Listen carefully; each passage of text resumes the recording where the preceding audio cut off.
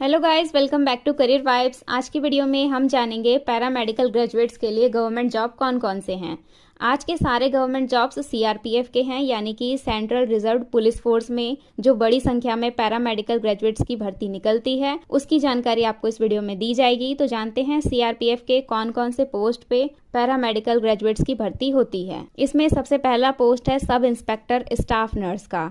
इस जॉब को पाने के लिए आपको 12वीं पास होना जरूरी है। 12वीं के अलावा आपको जीएनएम भी पूरा करना होगा, साथ ही आपको एक रजिस्टर्ड नर्स या मिडवाइफ होना जरूरी है। इस जॉब के लिए मैक्सिमम एज लिमिट 30 साल है। इसके लिए किसी भी एक्सपीरियंस की जरूरत नहीं होती है। अगर आप इस जॉब को पा लेते हैं तो इसमें आपको सैलरी मिलेगी 35,400 से लेकर के मैक्सिमम सैलरी इसकी है 1,12,400। सेकेंड जॉब है हेड कांस्टेबल एएनएम मिडवाइफ का। इसके लिए जो एज लिमिट है वो 18 से 25 साल है। इसके लिए एलिजिबिलिटी है 12th पास प्लस 2 साल का आपके पास डिप्लोमा या सर्टिफिकेट होना चाहिए किसी भी पैरामेडिकल कोर्स में। इसमें सैलरी आपको मिलेगी 25,500 से लेकर के 81,100 तक। और अगर आप इन सभी जॉब्स के सिलेक्शन प्रोसेस के बारे में जानना चाहते हैं तो वीडियो को एंड तक जरूर देखिएगा।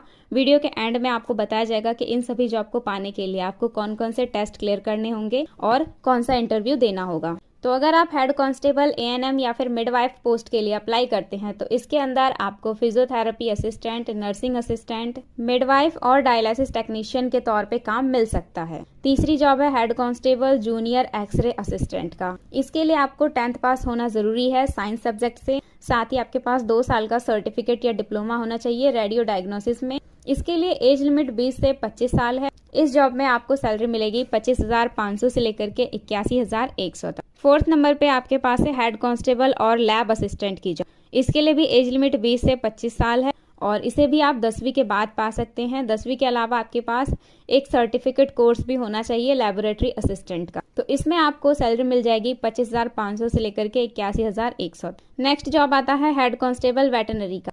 इसके लिए 12th पास होना जरूरी है बायो सब्जेक्ट से और वेटनरी का आपके पास कोर्स होना चाहिए कम से कम 1 साल का। तो इसके लिए एज लिमिट है 18 से 25 साल और इसमें आपको सैलरी मिलेगी 25,500 से लेकर के 81,100। नेक्स्ट जॉब है सब इंस्पेक्टर रेडियोग्राफर का। इसमें आपकी सैलरी होती है 35,400 से लेकर के 1,12,400 तक।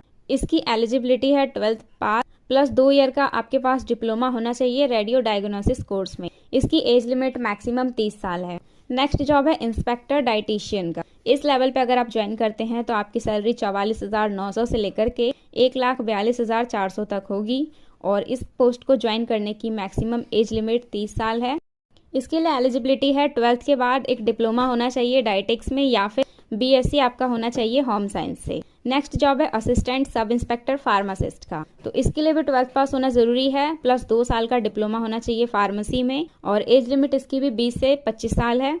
इसमें आपको सैलरी मिलेगी 29,200 से लेकर के 92,300 तक। 9th जॉब आपके सामने है असिस्टेंट सब इंस्पेक्टर फिजियोथेरेपिस्ट का। इसके लिए एज लिमिट 20 से 25 साल है और एलिजिबिलिटी है 12th pass plus bachelor in physiotherapy. ये डिग्री आपके पास होनी चाहिए और इसमें आपको सैलरी मिल जाएगी 29,200 से लेकर के 92,300 तक। और 10वीं जॉब की हम बात करें, ये है इलेक्ट्रोकार्डियोग्राफ टेक्नीशियन का। इसके लिए 10वीं पास साइंस सब्जेक्ट से होना जरूरी है, साथ ही आपके पास इलेक्ट्रोकार्डियोग्राफी टेक्नोलॉजी में कोई सर्टिफिकेट या डिप्लोमा कोर्स होना चाहिए और इसकी एज लिमिट 20 से 25 साल है। इसमें आप सैलरी अर्न कर सकते हैं 29,200 से लेकर के 92,300 तक। 11वीं जॉब है head constable physiotherapy assistant, nursing assistant या मेडिक। तो इसके लिए एलिजिबिलिटी है 12th पास प्लस 2 साल का डिप्लोमा होना चाहिए फिजियोथेरेपी में और एज लिमिट 18 से 25 साल है। 25 इसकी मैक्सिमम एज लिमिट है। इसमें आपको सैलरी मिल जाएगी 25,500 से लेकर के मैक्सिमम 81,100 तक। तो अगर आप सीआरपीएफ के इनमें से किसी भी पोस्ट पे भर्ती होना चाहते हैं तो इन सभी पोस्ट के लिए पैरामेडिकल स्टाफ की भर्ती का सिलेक्शन प्रोसेस सेम ही है।